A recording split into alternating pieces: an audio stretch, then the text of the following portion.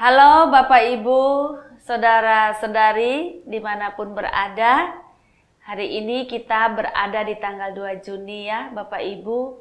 Cepat sekali bulan berjalan dan kita sekarang sudah masuk dalam bulan yang berikutnya dari bulan Mei, yaitu bulan Juni.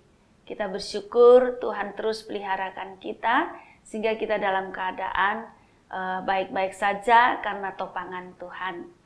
Nah, mari Bapak Ibu kita kembali berdoa dan kita memohon Tuhan untuk terus menuntun langkah hidup kita, salah satunya melalui firman Tuhan. Tuhan, Engkau sungguh baik, Engkau terus memimpin dunia ini, mengelola dunia ini, dan membawa kami terus melangkah maju, masuk sampai pada bulan Juni tahun 2022 ini. Semua ini karena anugerah Tuhan, kiranya kami masuk menjalani bulan ini bersama-sama dengan Tuhan. Terima kasih, dalam nama Tuhan Yesus kami berdoa. Amin. Bapak Ibu, saya mengajak kita membaca dari kitab Galatia pasal 5 ayat 19 sampai ayat 23. Perbuatan daging telah nyata, yaitu percabulan, kecemaran, hawa nafsu, penyembahan berhala, sihir, perseteruan, perselisihan, iri hati, amarah, kepentingan diri sendiri, percideraan, roh pemecah, kedengkian, kemabukan, pesta pora, dan sebagainya. Terhadap semuanya itu kuperingatkan kamu seperti yang telah kubuat dahulu, bahwa barang siapa melakukan hal-hal yang demikian, ia tidak akan mendapat bagian dalam kerajaan Allah. Tetapi buah roh ialah kasih, sukacita, damai sejahtera, kesabaran, kemurahan, kebaikan, kesetiaan, kelemah lembutan, penguasaan diri. Tidak ada hukum yang menentang hal-hal itu. Demikian jauh pembacaan firman Tuhan. Yang berbahagia adalah setiap kita mendengarkan firman Tuhan, memelihara serta melakukannya dalam kehidupan setiap hari. Bapak, Ibu, Saudara, akhir-akhir ini sedang viral sekali sebuah film. Film itu berjudul KKN di Desa Penari. Nah, Bapak Ibu, masih tayang tuh di bioskop. Saya bukan mempromosikannya, tapi saya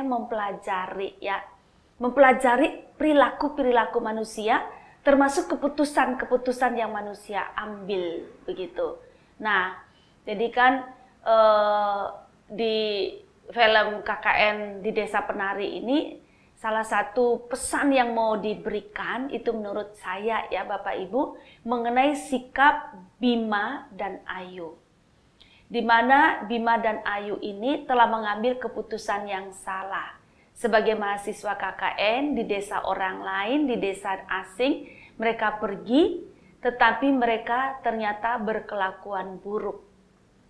Mereka mengambil keputusan salah.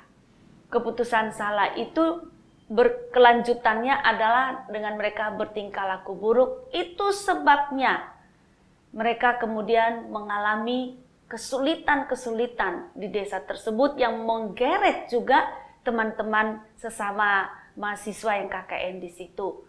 Bahkan dikatakan dalam kisahnya ya, Bima dan Ayu ini menerima akibat buruk dari kelakuan mereka. Dan keputusan mereka ini adalah keputusan berdasarkan keinginan kedagingan, dituntun oleh keinginan daging. Nah, Bapak Ibu Saudara yang dikasihi Tuhan Yesus Kristus, bacaan Galatia ini selalu menarik buat saya. Kenapa menarik buat saya? Karena sangat membantu kita itu untuk bersikap dan untuk mengambil keputusan tindakan apa yang mestinya kita lakukan dan apa yang kita tidak boleh lakukan. Jadi di sini jelas dia membandingkan dan membuat perbedaan yang jelas sekali mengenai kegiatan-kegiatan yang didasari oleh keinginan daging dengan perbuatan-perbuatan yang didasari oleh pimpinan Tuhan. Ya, jadi seperti dalam ayat 19, 20, 21, dia beberkan dengan jelas sekali, dengan gamblang. Perbuatan daging itu sudah nyata, percabulan, kecemaran, perseteruan, perselisihan, iri hati, amarah, kepentingan diri, percederaan, roh pemecah ya, kedengkian, kemabukan dan seterusnya. Jadi jelas sekali, oh ternyata kegiatan-kegiatan ini sangat didasari oleh keinginan daging.